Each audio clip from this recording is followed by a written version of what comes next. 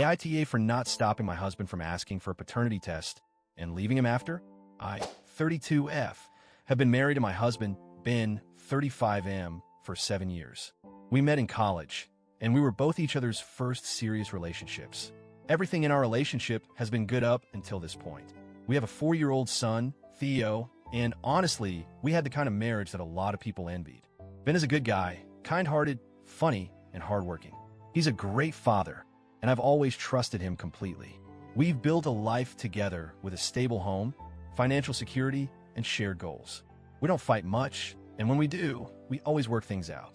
But recently, something changed. So, one day, a couple of weeks ago, Ben came home after work and dropped a bombshell on me. Out of nowhere, he asked for a paternity test for our son.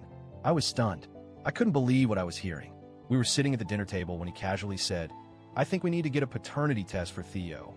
I stared at him, unsure of how to process this. I asked, "What do you mean?" "What?" He looked away for a moment, then explained, "Theo doesn't look like me. I've been thinking about it for a while now. I don't know how to say this, but I don't think he looks anything like me. I just need to be sure." I felt like the world had just collapsed beneath me. I couldn't believe what I was hearing. All I could think was, how can he not see it? How can he question me like this? He continued, "I know it might sound crazy, but I just need to know. I don't want any doubts hanging over me. And I think it would be better for everyone if I knew for sure." I was silent for a long time. I didn't know what to say. I knew he wasn't accusing me directly of cheating, but his words still cut deep. I couldn't believe my husband, the man I loved and trusted, was asking for a paternity test. I've always been faithful to him, and I've never once even considered being with anyone else. And here he was, questioning the one thing I thought was the foundation of our marriage, the trust between us. But instead of reacting in anger, I just said, "If that's what you need, then I can't stop you. I'll go along with it, but I need you to understand that I've never been unfaithful to you. I've never been with anyone else. You're my first and only partner." Ben seemed to take this in, but his eyes still seemed distant, as if the doubt was still there. I didn't know how to respond anymore, so I just nodded. He said, I've had doubts, and I need closure. I need to know the truth, and then maybe we can move forward from there." I was heartbroken, but I agreed to the test.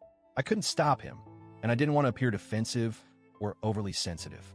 I thought maybe this would just be a formality.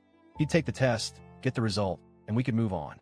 But I couldn't help but feel like this was the beginning of the end for us. Ben scheduled the test, and it was done the following week. I kept telling myself that the result didn't matter. We had built this beautiful family together. Our son was a reflection of our love, and nothing could change that. But I could feel something shifting in me. I didn't know what was going to happen, but deep down, I knew that things might never be the same again. The days leading up to the results were torturous.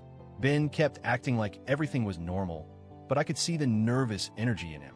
He was trying to keep it together, but I could tell he was anxious. It was as if this one test would determine everything, and I hated that. I felt like I was just waiting for a bomb to drop. Then, the results came. We were sitting in the living room when he showed me the email. He didn't even say anything at first. He just handed me the phone, and there was paternity test result. Ben is the biological father of Theo. For a moment, I felt a strange mix of relief and bitterness. Relief because I knew that our son was his, as I always knew. But bitterness because this moment, which should have been a joyful confirmation, felt like a hollow victory for him. Ben looked at me, and he smiled. "Well, now I know for sure.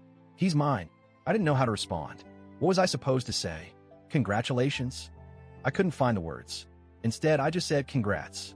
Now you know for sure that Theo is your son and that you've been paying for him all these years." Ben seemed taken aback. "What do you mean by that?" I looked at him, and my emotions boiled over.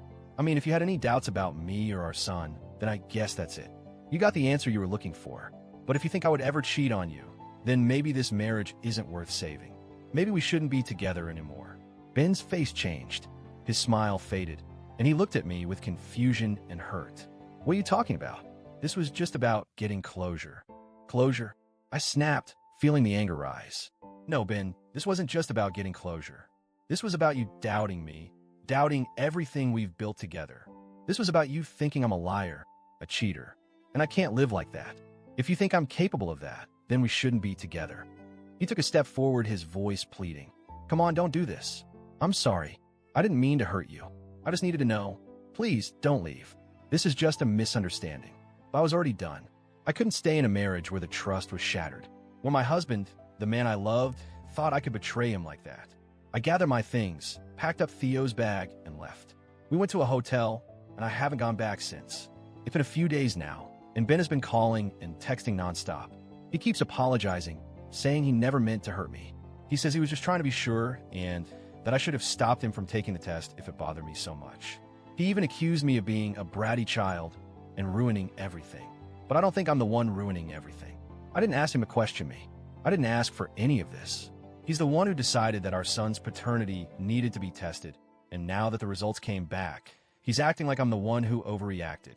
I've been debating whether to give him another chance. I've thought about it a lot, but every time I think about it, I remember how it felt when he asked for the test. How it felt to know that he didn't trust me, that he thought I might have cheated, and I don't think I can forgive him for that. So, Reddit, AITA for not stopping my husband from getting the paternity test and leaving after it was confirmed that our son is his?